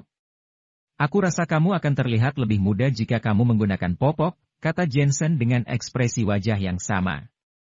Aku tidak mau lagi bicara denganmu. Merasa kesal dan marah, Naomi menghentakkan sepatu heelsnya dan memasuki aula Singlin. Jensen, Naomi hanya sedikit keras kepala, jangan selalu memarahinya. Elena datang dari kejauhan. Sifat nona besarnya harus dirubah. Untuk belajar kedokteran dia harus hidup sederhana dan melupakan identitasnya. Karena aku sudah berencana untuk mengajarinya, aku tidak hanya akan mengajarinya keterampilan medis, tetapi juga mengajarinya etika kedokteran. Ekspresi Jensen berubah dan dengan gembira berjalan menyambut Elena. Kamu ini, kalau sedang bekerja, kamu memang seorang dokter yang hebat. Elena mengangguk. Kalau saat menjadi suami? Hanya lumayan baik. Jensen merasa sedikit sedih. Tanpa rasa malu dia berkata, Elena, perkataanmu terlalu menyakitkan, aku adalah suami terbaik di dunia, semua pria di dunia ini tidak bisa dibandingkan denganku. Tidak tahu malu. Saat kedua orang itu mengobrol, sebuah mobil Koenigsegg berhenti di pinggir jalan. Mobil yang bagus itu menarik mata banyak orang. Pintu mobil itu terbuka seperti sayap, pertama terlihat sepasang sepatu bot hitam dengan stocking. Lalu turunlah seorang wanita dengan rok kulit hitam turun. Mobilnya bagus, orangnya pun cantik. Terdengar seruan dari orang-orang yang lewat. Koenigsegg adalah mobil sport yang langka. Katanya untuk satu mobil harganya lebih dari 20 juta yuan. Ditambah wanita cantik itu, pemandangan jadi sangat indah. Cantik sekali wanita ini. Bahkan Elena juga melihat wanita itu sekali lagi, tiba-tiba dia menatap Jensen. Jensen, jangan bilang dia datang untuk mencarimu. Sepertinya bukan. Jensen menjawab dengan penuh rasa bersalah. Kamu tahu kenapa kamu hanya masih belum menjadi suami yang baik? Itu karena kamu terlalu tergila-gila dengan wanita, kata Elena menegurnya. Istriku, kamu salah paham, aku sungguh tidak mengenalnya, kata Jensen sambil tersenyum pahit. Orang yang datang itu ternyata adalah Veronica, salah satu dari 4 wanita cantik di ibu kota. Tapi Jensen juga tidak tahu kenapa dia datang, sepertinya dia benar-benar mencari Jensen. Benar saja, Veronica berjalan menuju Jensen dan berkata, Jensen, apa kamu punya waktu? Aku ingin berbicara denganmu. Aku tidak punya waktu. Jensen menggelengkan kepalanya dengan tegas. Sudah sana pergi, dia sudah inisiatif datang kemari, tidak baik jika menolaknya. Kata Elena berbaik hati. Karena Veronica sudah datang, jika dia melarang Jensen dia akan terlihat pelit. Jensen? Tanya Veronica lagi. Jensen hanya mengangguk dan pergi bersama Veronica. Dari luar Elena tampak murah hati, tapi diam-diam dia menatap Jensen dengan tajam. Sorotan matanya bahkan bisa membunuh orang. Melihatnya Jensen pun bergidik ketakutan. Kak Elena, sudah kubilang Jensen itu pria brengsek. Sudah punya 2 istri saja masih tidak puas, bahkan putri dari keluarga Woodley juga dirayunya. Naomi memanas-manasinya lagi dan berkata, Veronica Woodley itu salah satu dari 4 wanita tercantik di ibu kota. Kamu juga salah satu dari 4 wanita cantik di ibu kota, lalu kenapa kamu juga di sini? Kata Elena sambil tersenyum sinis. Naomi tidak bisa berkata-kata. Mobil Koenigsegg itu melaju dengan sangat cepat dan suaranya terdengar seperti mengebom jalanan. Tapi di dalam mobil yang sangat sunyi itu, Jensen duduk di samping kursi supir dan melirik kaki panjang Veronica. Dia bertanya-tanya kenapa Veronica mencarinya. Hubungannya dengan Veronica seperti musuh, ditambah keterampilan medis, fisiognomi dan seni bela diri yang ditunjukkan Jensen terakhir kali. Apakah Veronica ingin membunuhnya karena kakaknya? Mobil Koenigsegg melaju meninggalkan kota, kecepatannya mulai melambat. Jensen melihat keluar jendela. Walaupun Veronica sedang konsentrasi menyetir, tapi diam-diam dia memendam amarahnya. Dia juga salah satu dari 4 wanita cantik di ibu kota. Dan dia juga memiliki tubuh dan penampilan yang cantik. Tak disangka pria ini hanya melihatnya sebentar lalu menoleh. Apa dia tidak tahu cara menghargai? Dia melihat Jensen sedang menatap wanita cantik di jalan. Apa tubuh wanita itu sangat bagus? Tanya. Veronica dengan suara tidak puas. Kalau bukan melihat penampilannya, lalu lihat organ dalamnya? Kata Jensen menjawabnya. Veronica kesal sampai tidak bisa berkata-kata. Ada wanita cantik di sampingnya, tapi Jensen malah melirik wanita lain. Tak lama kemudian, mobil itu berhenti di tempat parkiran sebuah taman bekas peninggalan. Taman itu penuh dengan bunga anggrek yang sangat indah, tetapi hanya ada sedikit orang di sana. Kamu membawaku kemari untuk melihat anggrek? Jensen terkejut dan ikut turun dari mobil. Jensen, aku mencarimu kali ini untuk berterima kasih karena telah menyelamatkan hidupku. Sambil berbicara perlahan Veronica berjalan berdampingan dengan Jensen. Ada aroma samar dari tubuhnya, tampaknya itu wangian alami, tetapi wanginya seperti parfum. Wanginya sangat enak. Jensen pikir itu adalah parfum mahal dari luar negeri. Mengesampingkan perseteruan di antara keduanya, Veronica memang memiliki kecantikan yang langka. Berbeda dengan Elena, kecantikannya berasal dari pakaian dan penampilannya yang mengikuti tren masa kini. Sudah dari keluarga yang hebat, dia juga bijaksana. Singkatnya, dia cantik dan hebat. Bagaimana kamu mau berterima kasih padaku? Dengan tubuhmu, kata Jensen sambil tertawa. Wajah Veronica terlihat kaget. Dengan canggung dia berkata, aku bicara serius, karena kamu sudah menyelamatkanku, apa yang kamu inginkan? Menurutmu aku kekurangan apa? Tanya Jensen. Veronica mengerutkan keningnya bingung. Pertama kali bertemu Jensen, dia merasa pecundang itu kekurangan segalanya, uang, kekuasaan dan relasi. Tetapi setelah melihat keterampilan Jensen, dia tahu kalau Jensen sebenarnya tidak kekurangan apapun. Dengan keterampilannya, seharusnya Jensen sudah menjadi orang hebat yang sangat populer di mana-mana. Jensen, kamu sepertinya salah paham terhadapku, kata Veronica menambahkan. Kamu adalah anggota keluarga Woodley, kakakmu ingin menikahi istriku, keluarga Woodley MU memiliki kekuatan untuk menindas orang-orang. Apa kamu pikir aku akan menyambutmu dengan senyuman? Lalu membiarkan istriku menikahi keluargamu, kata Jensen dengan suara pelan. Veronica tidak bisa membantah perkataan Jensen. Dia menggertakkan giginya dan berkata, keluarga Woodley adalah keluarga Woodley, aku adalah aku, masalah kakakku tidak ada hubungannya denganku. Episode 529. Jangan terlalu baik, terakhir kali saat keluarga Miller mengundangmu untuk makan malam, kamu membawa Jasper. Pada saat itu, kamu tidak menyangkal hubungan kalian. Jensen tidak mempercayai kata-kata Veronica dan merasa Veronica pasti mempermainkannya. Veronica menggertakkan giginya kesal dan dengan marah berkata, yang lalu biarlah berlalu, itu tidak berarti kedepannya aku akan menargetkanmu. Selain itu, aku masih berhutang nyawa padamu. Sebelumnya aku melakukan itu bukan untuk menyelamatkanmu, tapi demi Tuan Hilton, jadi kamu tidak perlu merasa berhutang. Jensen melambaikan tangannya, kalau kamu ingin berterima kasih, aku sudah menerimanya. Sampai jumpa. Baru saja Jensen membalikkan badannya. Tiba-tiba dia terdiam melihat ada yang seseorang berniat membunuhnya. Lalu angin kencang datang. Jensen tanpa sadar memiringkan kepalanya, sebuah belati menggores pipinya dan memotong sehelai rambut di telinganya. Jensen menyipitkan matanya, melihat jauh ke dalam hutan. Kecepatan belati ini sangat cepat, sepertinya orang ini adalah seorang master. Siapa? Veronica juga merasakan sesuatu dan buru-buru berjalan mendekati Jensen. Melihat penampilan Veronica, dia seolah ingin melindungi Jensen. Hal ini membuat Jensen sedikit terkejut.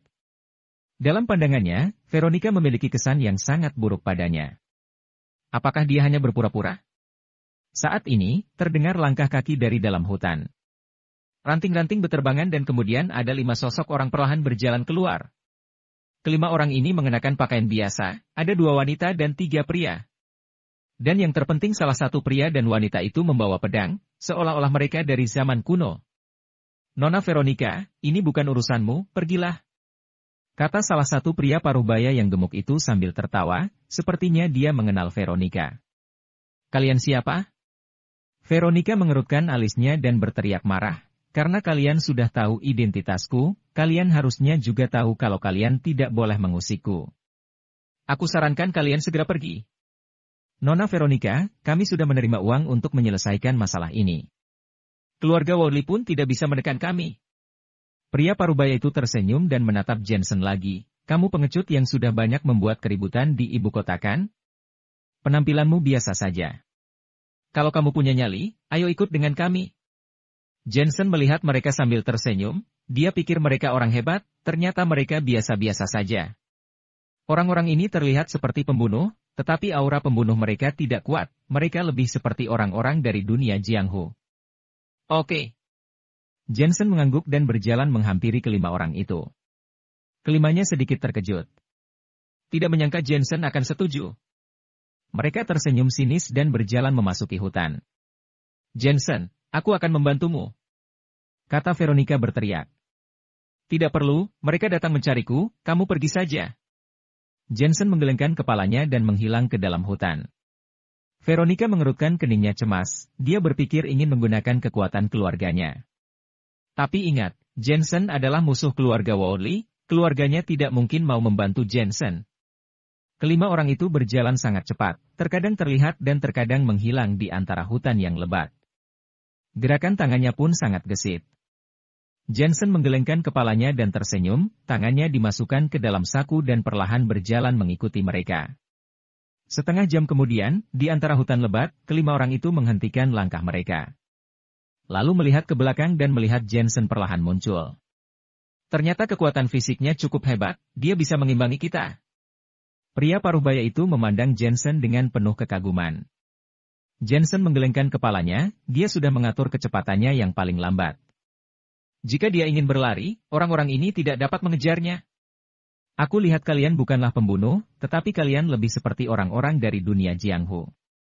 Katakan, untuk apa kalian mencariku? Tanya Jensen. Kelima orang itu memandang Jensen kaget. Pembawaannya sangat tenang, berbeda dari rumor.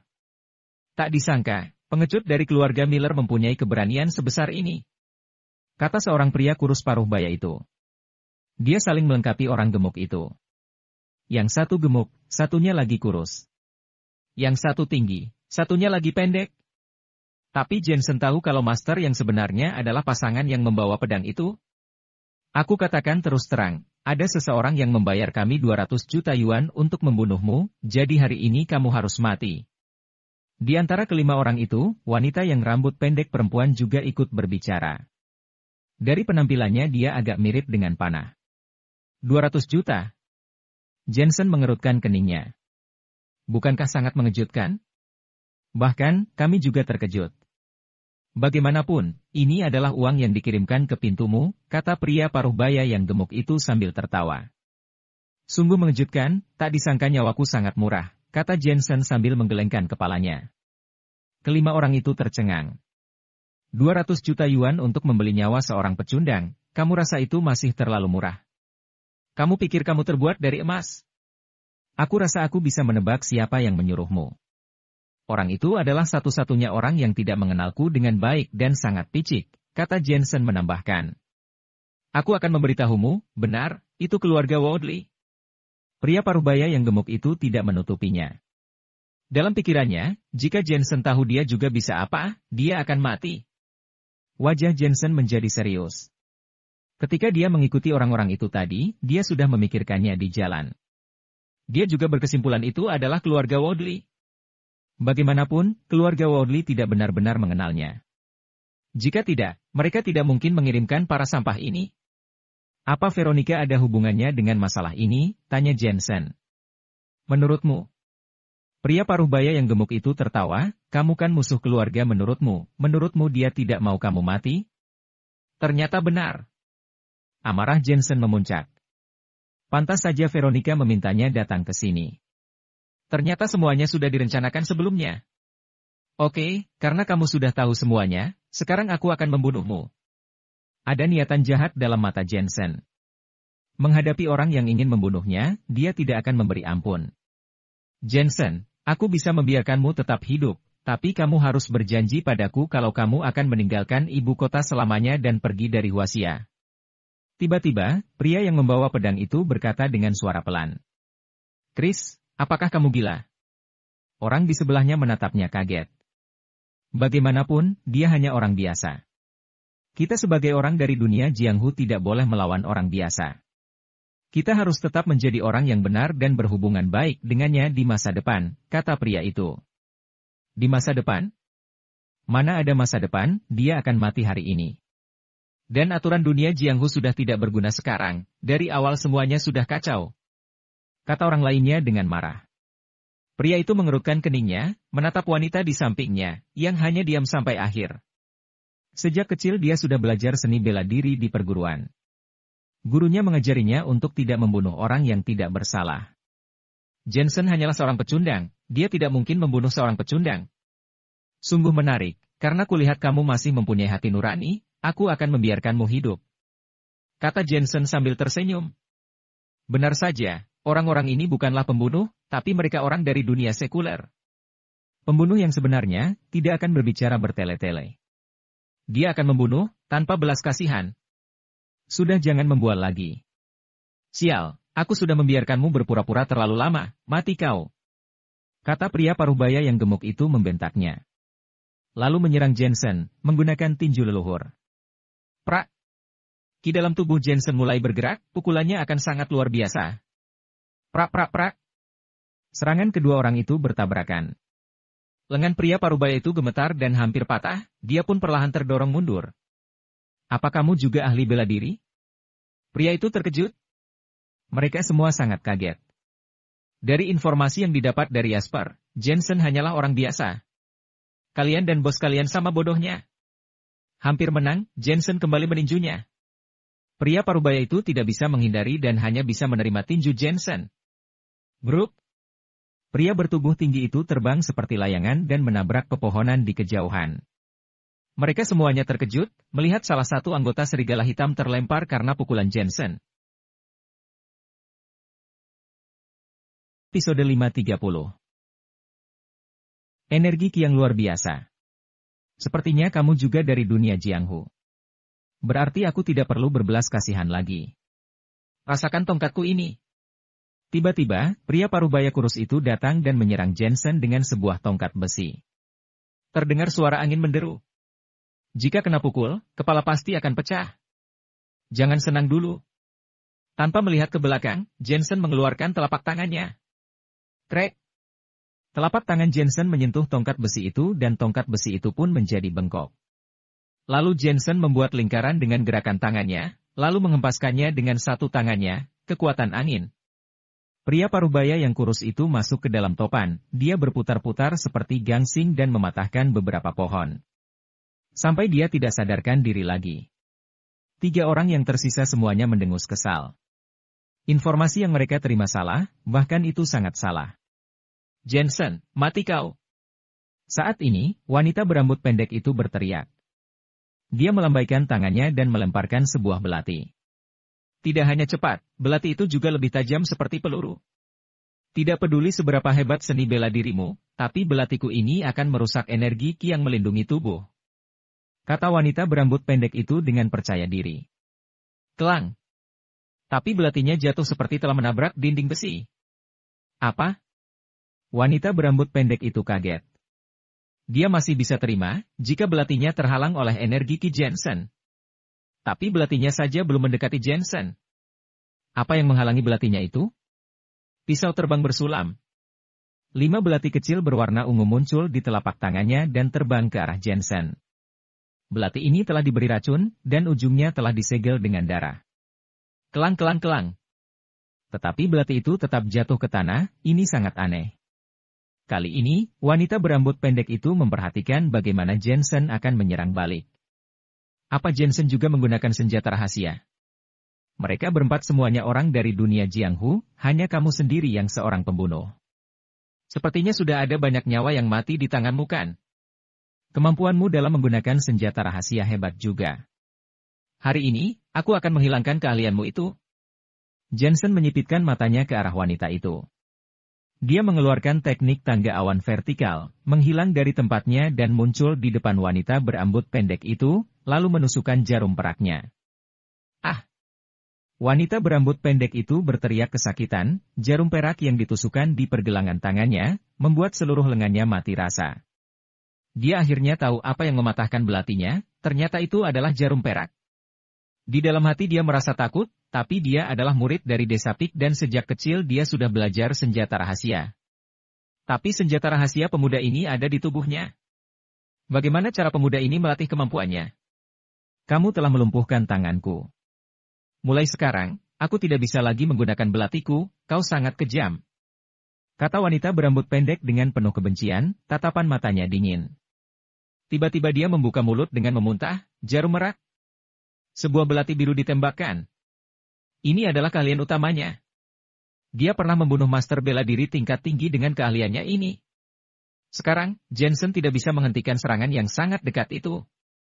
Lagi pula, Jensen mengira lengannya sudah tidak bisa digunakan dan dalam keadaan lumpuh. Dengan cepat tangan kanan Jensen tiba-tiba terangkat dan jari-jarinya menjepit belati biru itu. Lalu dia melihat belati itu lebih dekat, wajahnya terlihat dingin. Ini beracun. Karena dia adalah seorang dokter tradisional, secara kasar dia bisa tahu racun apa yang ada di pisau itu. Ini adalah racun kuno dan tidak ada penawarnya. Bawa benda beracun ini bersamamu, sepertinya kamu bukan orang baik. Kamu menyakiti orang lain dan merugikan dirimu sendiri. Jensen menghela napasnya, lalu mengangkat lengan kanannya. Belati biru itu dilemparkannya berbalik arah dan mendarat di leher wanita berambut pendek itu. Wanita berambut pendek itu terkejut dengan kemampuan Jensen. Setelah dia melihat belati di lehernya, dia akhirnya panik dan matanya pun terbelalak. Karena dia tidak punya penawar untuk belati beracun ini. Tidak, tolong aku. Setelah dia berteriak kesakitan, dia pun terjatuh. Menyemburkan busa putih dari mulutnya dan sekujur tubuhnya gemetar. Dia mati karena senjata rahasianya sendiri, sangat menyedihkan. Dari 5 orang yang datang untuk membunuh Jensen, dalam sekejap mata hanya tersisa 2 orang. Perubahan drastis ini membuat kedua orang itu tidak percaya dengan apa yang terjadi. Saat ini, mereka tercengang kaget dan menatap Jensen. Kuat sekali. Wajah mereka penuh dengan kekaguman, pemuda ini sungguh sulit ditebak. Pada awalnya mereka kira Jensen hanyalah orang biasa. Ternyata Jensen tidak lemah, bahkan dia sangat kuat. Mereka sampai tidak bisa mengalahkannya. Tak disangka, pecundang dari keluarga Miller ternyata seorang master dan juga dari dunia Jianghu. Pria bernama Chris perlahan menarik pedangnya. Aku bukan master dan juga bukan orang dari dunia Jianghu, aku hanya seorang dokter, kata Jensen sambil menggelengkan kepalanya. Kami sudah dibayar untuk membunuhmu, walaupun keahlianmu kamu sangat kuat tapi kami tidak akan menyerah. Chris dengan tegas berkata, dia mengarahkan pedangnya ke Jensen. Aku dan adik perempuanku menggunakan pedang kembar yang mematikan. Jadi jangan salahkan kami kalau menyerangmu secara bersamaan. Tidak apa-apa, kalian hanyalah ahli bela diri tingkat bumi. Walaupun kalian menyerang secara bersamaan, keahlian kalian baru mencapai tingkat menengah. Aku juga ingin menguji kekuatanku. Kata Jensen dengan santai, sejak teknik kaisar manusianya mencapai tingkat keempat, dia belum pernah bertemu orang yang tidak bisa dia kalahkan. Ini terus membuatnya bingung mengenai kekuatannya sendiri. Aku tidak akan malu-malu. Seolah merasa dipermalukan, Chris, bersama dengan adik perempuannya, mengeluarkan pedang dan mengarahkannya ke Jensen. Pedang kembar yang mematikan, gabungan antara yin dan yang, itu tidak terkalahkan. Pedang mereka sangat cepat, bersinar seperti bulan dan dengan cepat mereka menghilang. Kerja sama mereka sangat hebat, mereka dapat menyerang atau menahan serangan, bisa menjadi cepat ataupun lambat. Ini pertama kalinya Jensen melihat seorang master pedang. Jurus awan. Jensen berdiam diri dan menggunakan penyebaran ki untuk merasakan pedang itu. Dia menghindari pedang itu dengan membungkukkan dirinya. Dia seperti kelopak bunga. Kapanpun pedang itu datang, dia bisa menghindar. Jurus memeluk bola, sulit untuk dibedakan apakah itu ilusi atau kenyataan. Seperti Bagua Yin Yang, tidak ada yang tidak mungkin. Serangan pedang kedua orang itu sangat tajam, tapi itu tetap tidak bisa mengenai Jensen. Keduanya ternganga, seni bela diri pemuda itu terlalu sulit dipercaya. Teknik seperti ini hanya pernah mereka lihat dilakukan oleh senior perguruan mereka. Jensen, apa kamu hanya bisa menghindar? Pria macam apa kau? Setelah lama tidak bertarung, Chris merasa ingin menyerang. Jurus air terjun. Jensen menghela napas dan tiba-tiba berbicara. Melihat anginnya berputar, menggunakan kinya. Untuk menggambar lingkaran. Dia melebarkannya dan mengecilkan lingkaran itu dan benar-benar mengontrol pedang wanita itu. Membuat teknik pedangnya kacau dan bergerak mengikuti Jensen. Singkirkan itu. Kata Jensen berteriak. Ah! Wanita itu berteriak dan pedang di tangannya diambil oleh Jensen. Lalu Jensen memukulnya dengan telapak tangannya dan terbang pergi. Adik! Teriak Chris dengan cemas, dia melihat wanita itu memuntahkan darah segar, dia pasti terluka parah. Dia kembali menatap Jensen, dengan matanya yang menyipit. Jensen menangkap pisau pedang putih itu dengan tangan kosong, sungguh menakjubkan. Jangan bermain-main dengan pedang, ini ku kembalikan padamu. Kata Jensen pelan, lalu dia melemparkan pedang ke wanita itu. Pedang itu tertancap di samping wanita itu dan berdengung tanpa henti. Mata wanita itu pun bergetar. Kekuatan kedua orang itu tidak begitu kuat dan melakukan segala sesuatu ada batasnya. Jensen tidak berniat untuk bertarung lagi, lalu dia berkata, karena kamu sudah membelaku tadi, aku tidak akan membunuh kalian, pergilah. Selesai berbicara, Jensen berbalik untuk pergi. Seseorang bisa dibunuh, tetapi tidak dipermalukan. Mata Chris terlihat memerah dan dia melemparkan pedang lainnya, seni bela diri di dunia, cepat dan tidak bisa dikalahkan. Wus!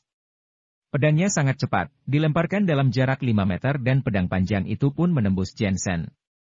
Melihat itu membuatnya senang, tetapi setelah melihat lebih dekat, ternyata itu hanya menembus pakaian Jensen. Wajah Jensen menjadi kesal, orang ini sungguh keras kepala. Saat dia mau berbicara, Chris berkata dengan bangga, kamu beruntung kali ini pedangku hanya menembus pakaianmu, tapi lain kali, kamu tidak akan seberuntung itu.